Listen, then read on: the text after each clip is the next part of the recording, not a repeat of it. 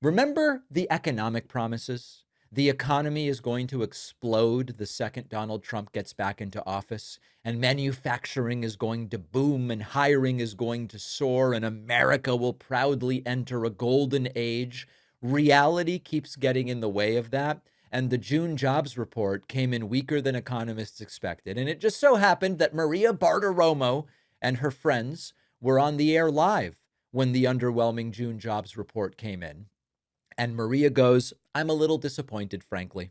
A little bit disappointed. All right, we got the number. Cheryl Cassoni on it. Right to you, Cheryl. We came in underneath expectations. We came in at 50,000 non-farm jobs. The street was looking for 110,000. So half the jobs that were expected. Yikes. Unemployment rate fell to 4.2%, down from 4.3%, which it had been holding steady at for about 3 months. Looking at a few of the numbers, just to give you a sense here, again, that 57,000 number is for non-farm. Average hourly earnings up 3.5% year over year. June government jobs coming in at 8,000. Remember, we don't get an estimate from that going into this report. Again, those factory jobs, manufacturing jobs, 3,000. And then looking back at a couple of other things here, the underemployment rate, the U6 rate, 7.9%. And then we're also looking at let's see here, payrolls. Yeah, payroll revisions. I got to give you this revision. Numbers. May payrolls has just been revised to 129,000. April just got revised to 148,000. Private sector jobs, that came in at 49,000. The street was looking for 110,000. So again, let me. Guys, I don't want to overstate. These are disastrous numbers. Half of what was expected in just about every category is what happened in June. What the government is talking about, exactly where these changes occurred within this report, Marie, and then I will send it back to you in the panel for full reaction. But what they're saying here is that basically we saw trending up employment stories in professional and business services, social assistance, healthcare, leisure, and leisure and hospitality lost jobs. So we saw an increase in healthcare, increase in social assistance, increase in professional business services, but we saw a fall in leisure and hospitality. That is the kind of the top line there.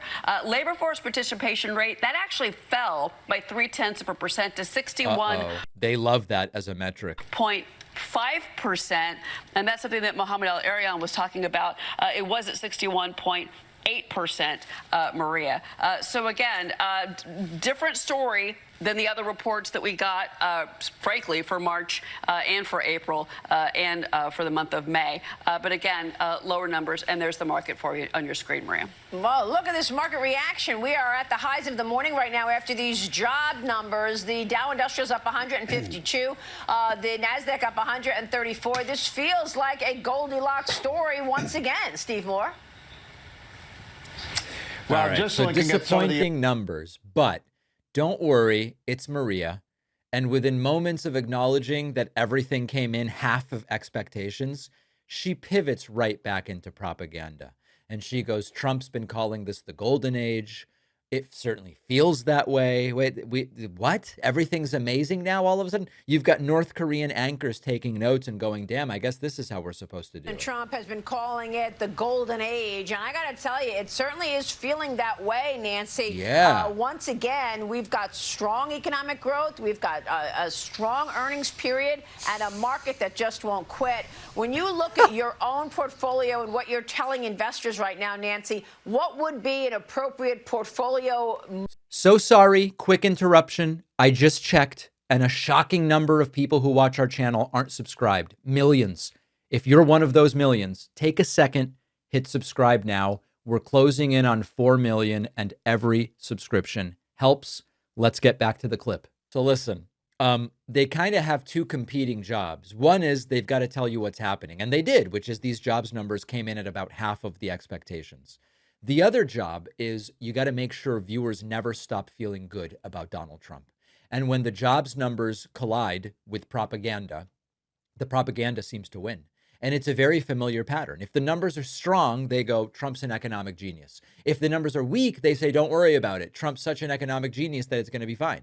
If inflation goes up, it's someone else's fault. If unemployment goes up, there must be a hidden explanation. If hiring is slow, You just keep repeating golden age, until nobody notices. So it's not so much economic analysis, even though it's called Fox Business. It's public relations, it's PR.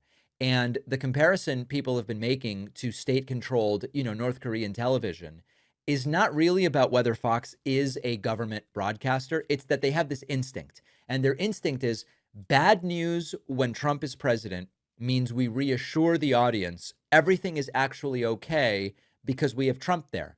If the numbers are good, it's because of Trump. And if the numbers are bad, they don't matter because Trump is so good and the numbers are irrelevant.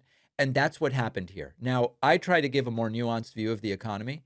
The economy is complicated. One jobs report doesn't define a presidency. One really good or bad jobs report wouldn't define a presidency. But if your approach is to spend years insisting every positive number under your guy proves his brilliance, you can't suddenly dismiss disappointing numbers when they arrive. Either the data matters or the data doesn't matter. You can't have it both ways.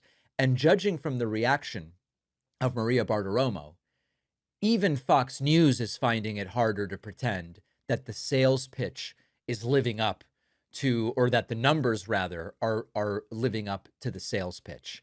And if you want to get actual analysis of this stuff, I recommend starting with going straight to the data, to the reporting. Start there, and then go to serious publications. And I won't even mention any because I know no matter which I say, someone will have a problem with it. But email me if you want to know what I consider to be the serious economic publications. But I think it's relatively obvious which they are. And even better, just find individual economists that you trust. Many of them have Substacks. You can go right to the source and just read what they have to say. Thanks for watching. Check out this other video. And if you like our content, make sure to subscribe so YouTube puts our videos in your feed, and subscribe to the podcast on Spotify and Apple.